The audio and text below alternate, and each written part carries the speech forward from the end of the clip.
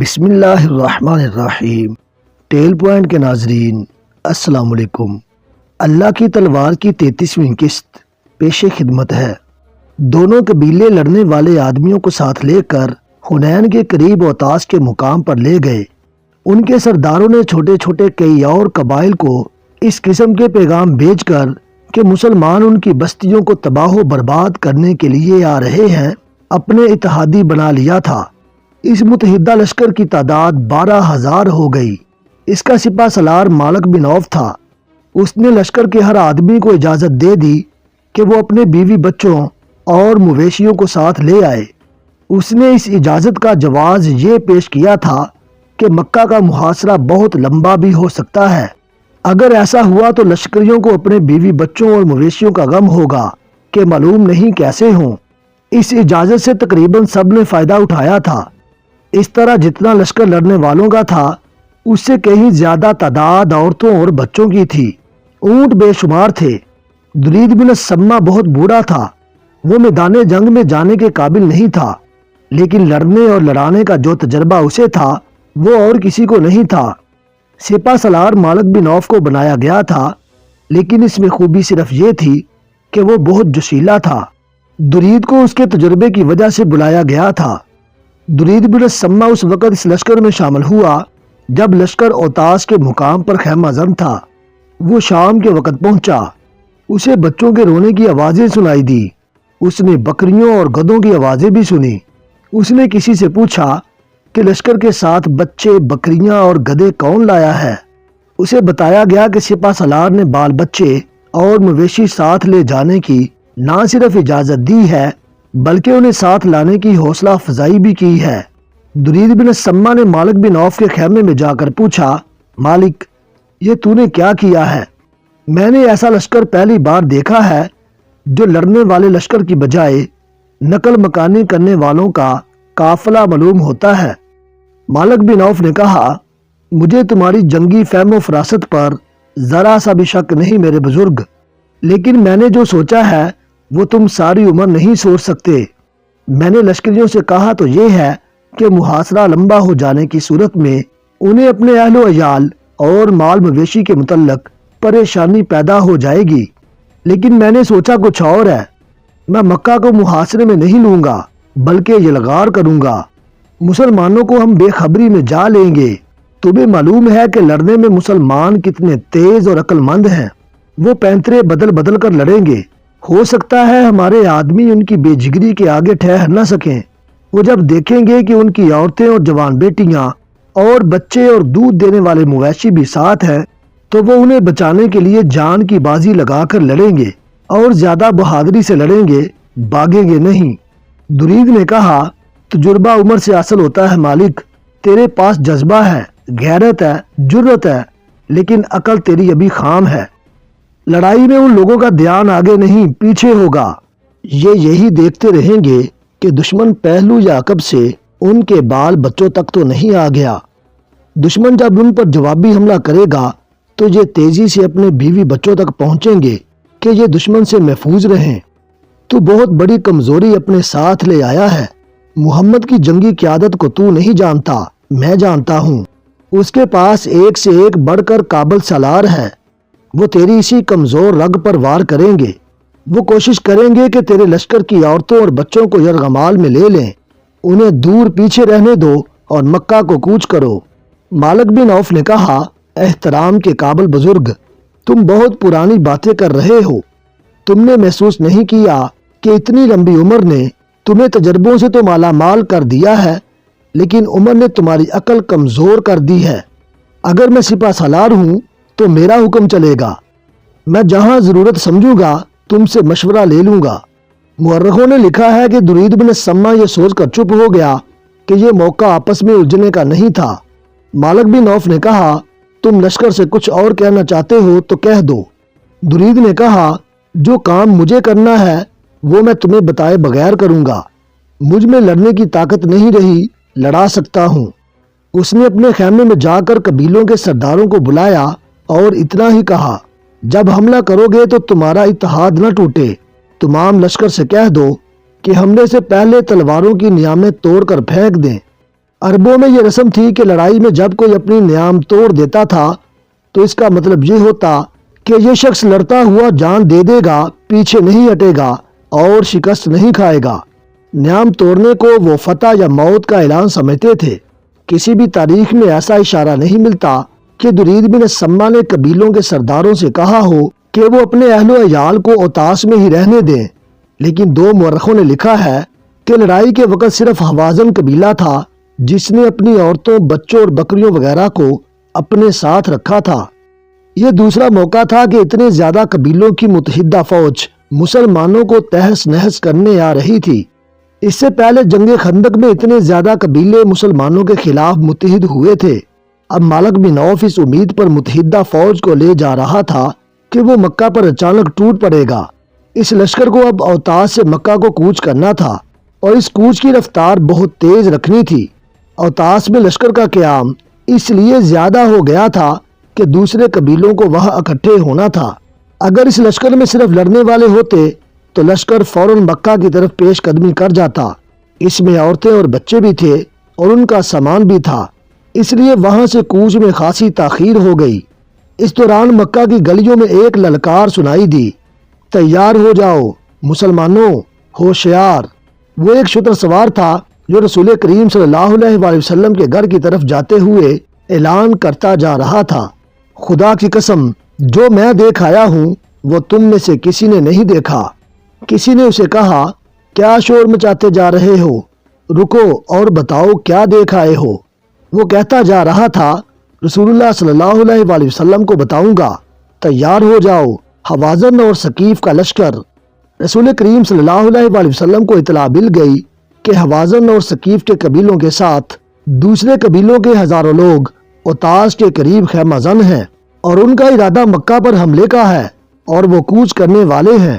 تاریخوں میں اس شخص کا نام نہیں ملتا جس نے اوتاس میں اس متحدہ لشکر کو دیکھا اور یہ بھی معلوم کر لیا تھا کہ لشکر کا ارادہ کیا ہے۔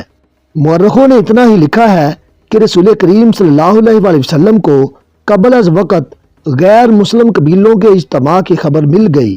ان مورخوں کے مطابق رسول اکرم صلی اللہ علیہ وآلہ وسلم کی خواہش اور کوشش یہ تھی کہ جنگ و جدل سے گریز کیا جائے اور ان غیر مسلموں کو جو آپ صلی اللہ علیہ وآلہ وسلم کو اور مسلمانوں کو دشمن سمجھتے اور آپ صلی اللہ علیہ وآلہ وسلم کے خلاف سازشیں تیار کرتے رہتے تھے، انہیں خیر سگالی اور بھائی چارے کے پیغام دیے جائیں۔ اس خواہش اور کوشش کے علاوہ جنوری 630 عیسوی میں حضور اکرم صلی اللہ علیہ وآلہ وسلم لڑنے کی پوزیشن میں نہیں تھے، کیونکہ آپ صلی اللہ علیہ وآلہ وسلم نے مکہ کو چند ہی دن پہلے اپنی تحویل میں لیا تھا اور شہر کے انتظامات میں مصروف تھے۔ حضور صلی اللہ علیہ وآلہ وسلم کو مشورے دیے گئے کہ شہری انتظامات کو ملتوی کر کے دفاعی انتظامات کی طرف فوری توجہ دی جائے اور دشمن کے حملے یا محاصرے کا انتظار کیا جائے۔ رسول اللہ صلی اللہ علیہ وآلہ وسلم نے مشورہ دینے والوں سے یہ کہہ کر ان کا مشورہ مسترد کر دیا کہ ہم یہاں دفاعی مورچے بنا کر ان میں بیٹھ جائیں اور جب دشمن کو خبر ملے کہ ہم بیدار ہیں اور قلعہ بند ہو گئے ہیں تو دشمن مکہ سے کچھ دور خیمہ زن ہو کر اس انتظار میں تیار بیٹھ جائے کہ ہم دفاع میں ذرا سی بھی کوتاہی کریں اور وہ شہر کو محاصرے میں لے لیں یا سیدھی یلغار کر دے تو یہ دشمن کو دعوت دینے والی بات ہوگی کہ مسلسل خطرہ بن کر ہمارے سروں پر بیٹھا رہے۔ اس دور کی مختلف تحریروں سے صاف پتہ چلتا ہے کہ رسول کریم صلی اللہ علیہ وآلہ وسلم نے یہ اصول وضع کیا اور مسلمانوں کو ذہن نشین کرایا تھا کہ دشمن اگر اپنے گھر بیٹھ کر ہی للکارے تو اس کی للکار کا جواب ٹھوس طریقے یعنی عملی طریقے سے دو۔ دوسرا یہ کہ دشمن کی نیت اور اس کے عزائم کا علم ہو جائے تو اپنی سرحدوں کے اندر بیٹھ کر اس کا انتظار نہ کرتے رہو، اس پر حملہ کر دو۔ اور حضور صلی اللہ علیہ وآلہ وسلم نے اپنی امت کو تیسرا اصول یہ دیا کہ ہر وقت تیاری کی حالت میں رہو اور دشمن کو احساس دلا دو کہ وہ تمہیں للکارے گا یا تمہارے لیے خطرہ بننے کی کوشش کرے گا تو تم بجلی کی طرح اس پر کوندو گے۔ مالک بن عوف اپنے خیمے میں غصے سے بار بار زمین پر پاؤں مارتا اور کہتا تھا، نہیں، ایسا نہیں ہو سکتا، وہ اتنی جلدی کس طرح یہاں تک پہنچ سکتے ہیں؟ کیا ہم اپنے ساتھ غداروں کو بھی لائے تھے جنہوں نے محمد کو بہت دن پہلے خبردار کر دیا تھا کہ ہم آ رہے ہیں؟ بوڑھے درید بن سما نے کہا، خود جا کر دیکھ لے مالک، اپنی آنکھوں سے دیکھ لے۔ اگر میں جھوٹ بول رہا ہوں تو اپنے دیوتا لات کو دھوکہ دے رہا ہوں۔ اس آدمی نے کہا جو دیکھ آیا تھا کہ مسلمانوں کا ایک لشکر جس کی تعداد کم و بیش 10,000 تھی حنین کے قریب آ کر پڑاؤ کیے ہوئے تھا۔ اس نے کہا انہوں نے خیمے نہیں گاڑے، وہ تیاری کی حالت میں ہیں، اور یہ بھی جھوٹ نہیں کہ اس لشکر کا سپہ سالار محمد خود ہے۔ مالک بن عوف غصے سے باولا ہوا جا رہا تھا۔ وہ مسلمانوں پر اچانک ٹوٹ پڑنے چلا تھا۔ اس نے اوطاس سے مکہ کی طرف پیش قدمی کا حکم دے دیا تھا، مگر اسے اطلاع ملی کہ مسلمان اپنے رسول صلی اللہ علیہ وآلہ وسلم کی قیادت میں اس کی جمعیت سے تھوڑی ہی دور حنین کے گرد و نواح میں آ گئے ہیں اور مقابلے کے لیے تیار ہیں۔ درید نے اسے کہا غصہ تیری عقل کو کمزور کر رہا ہے مالک، اب محاصرے اور جلغار کو دماغ سے نکال اور اسے زمین سے فائدہ اٹھا جس پر مسلمانوں سے تیرا مقابلہ ہوگا۔ تو اچھی چالیں سوچ سکتا ہے، تو دشمن کو دھوکہ دے سکتا ہے، تجھ میں جرت ہے، پھر تو کیوں پریشان ہو رہا ہے؟ میں تیرے ساتھ ہوں۔ میں تجھے ایک بار پھر کہتا ہوں کہ حوازن کے لوگوں نے اپنی عورتوں اور اپنے بچوں اور اپنے مویشیوں کو ساتھ لا کے اچھا نہیں کیا۔ آ میرے ساتھ حنین کی وادی کو دیکھیں۔ وہ دونوں اس علاقے کو دیکھنے چل پڑے جہاں لڑائی متوقع تھی۔ رسول اکرم صلی اللہ علیہ وآلہ وسلم کے ساتھ مجاہدین کی جو فوج تھی اس کی تعداد 12,000 تھی۔ نفری میں مکہ کے 2,000 افراد ایسے تھے جنہیں اسلام قبول کیے ابھی چند دن ہوئے تھے۔ بعض صحابہ کرام ان 9 مسلموں پر بھروسہ کرنے پر آمادہ نہیں تھے، لیکن اللہ کے رسول صلی اللہ علیہ وآلہ وسلم کو اپنے اللہ پر بھروسہ تھا۔ ابو سفیان، اکرمہ اور صفوان بھی 9 مسلم تھے۔ یہ تینوں سرداری اور سلاری کے رتبوں کے افراد تھے جن کا 9 مسلم قریش پر اثر و رسوخ بھی تھا، لیکن دیکھا گیا کہ یہ سب اپنی مرضی سے اس لشکر میں شامل ہوئے تھے۔ ایک مورخ نے لکھا ہے کہ ان تینوں نے مجاہدین کے لیے کم و بیش 100 زرہ بختر دیے تھے۔ یہ لشکر 27 جنوری 630 عیسوی کی صبح مکہ سے روانہ ہوا اور 31 جنوری کی شام حنین کے گرد و نواح میں پہنچ گیا تھا۔ کوچ برق رفتار تھا۔ رسول کریم صلی اللہ علیہ وآلہ وسلم کو معلوم تھا کہ قبیلہ حوازن اور ثقیف لڑنے والے قبیلے ہیں اور ان کے قائد درید اور مالک جنگی فہم و فراست اور چالوں سے بخوبی واقف ہیں۔ اس لیے آپ صلی اللہ علیہ وآلہ وسلم نے ہر اول جن 700 مجاہدین کو رکھا وہ بنو سلیم کے تھے اور ان کے کمانڈر خالد بن ولید رضی اللہ تعالیٰ عنہ تھے۔ حنین ایک وادی ہے جو مکہ سے 11 میل دور ہے۔ بعض جگہوں پر یہ وادی 7 میل چوڑی ہے، کہیں اس کی چوڑائی اس سے بھی کم ہے، اور حنین کے قریب جا کر وادی کی چوڑائی کم ہوتے ہوتے بمشکل 2 فرلانگ رہ جاتی ہے۔ یہاں سے وادی کی سطح اوپر کو اٹھتی ہے، یعنی یہ چڑھائی ہے۔ آگے ایک درہ نما راستہ ہے جو دائیں بائیں مڑتا ایک اور وادی میں داخل ہوتا ہے۔ اس وادی کا نام نخلۃ الجمانیہ ہے۔ راستہ خاصا تنگ ہے۔ مسلمانوں نے اپنے جاسوسوں کی آنکھوں سے دیکھا کہ قبیلوں کی متحدہ فوج ابھی اوطاس کے قریب خیمہ زن ہے، مگر جاسوس رات کی تاریکی میں نہ جانگ سکے، یا انہوں نے ضرورت ہی محسوس نہ کی کہ رات کو بھی دیکھ لیتے کہ دشمن کوئی نقل و حرکت تو نہیں کر رہا۔ دن کے دوران متحدہ قبیلوں کے کیمپ میں کوچ یا پیش قدمی کی تیاری کے کوئی آثار نظر نہ آئے۔ کیمپ پر مردنی سی چھائی ہوئی تھی، کوئی سرگرمی نہیں تھی۔ 1 فروری 630 عیسوی کی سحر مجاہدین نے اوطاس کی طرف پیش قدمی کی۔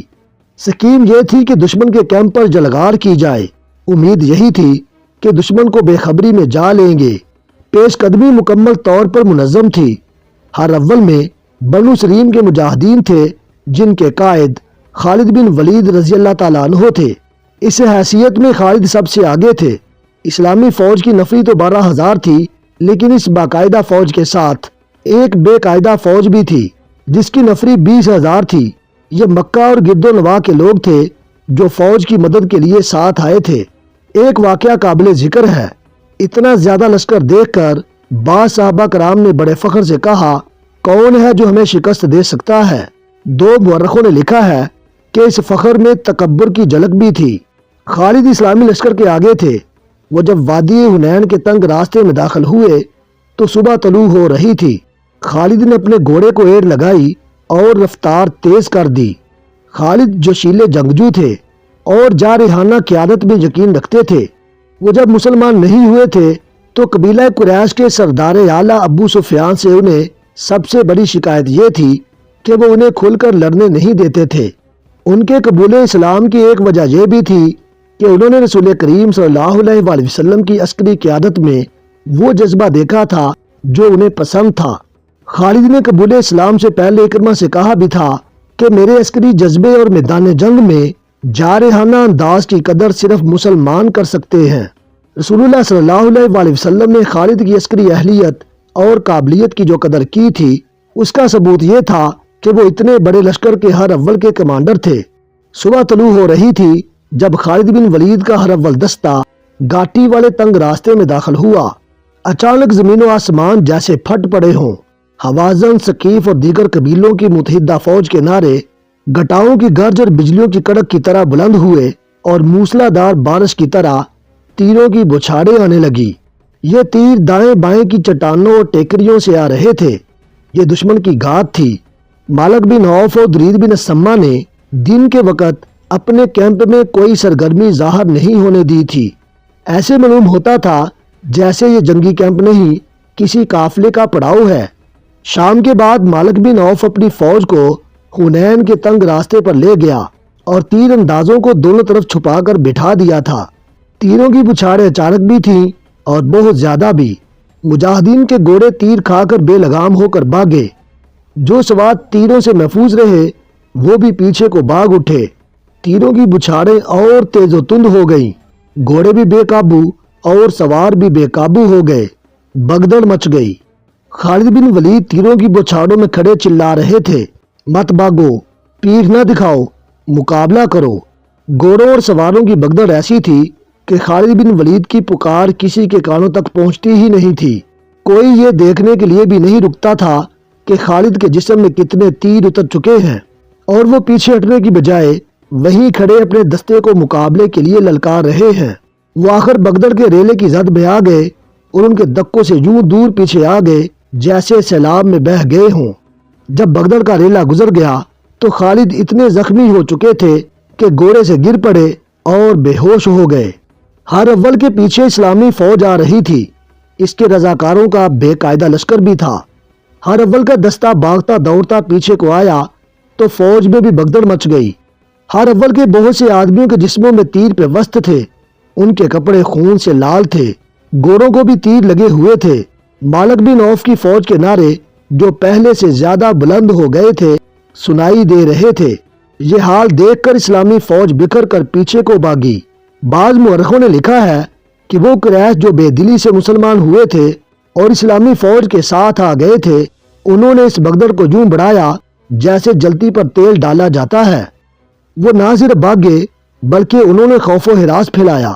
انہیں ایک خوشی تو یہ تھی کہ لڑائی سے بچے، اور دوسری خوشی یہ کہ مسلمان بھاگ نکلے ہیں اور انہیں شکست ہوئی ہے۔